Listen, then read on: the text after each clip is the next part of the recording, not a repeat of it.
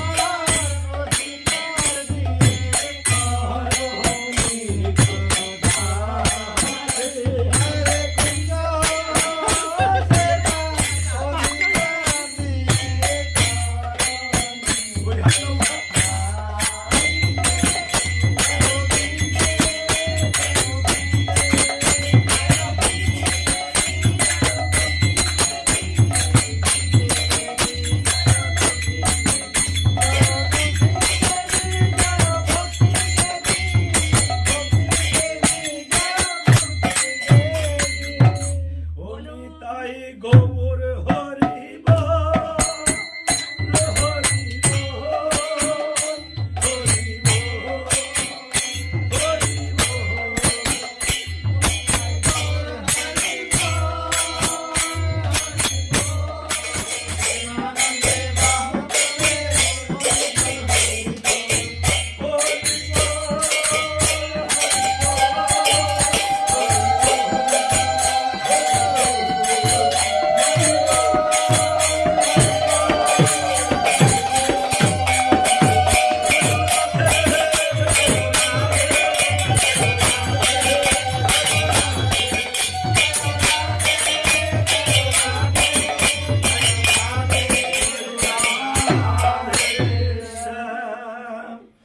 प्रेम से कहो श्री कृष्ण चैतन्य प्रभु नित्यानंद श्री अद्वैत गदाधर श्रीवासादि गौर भक्त बिंद की जय।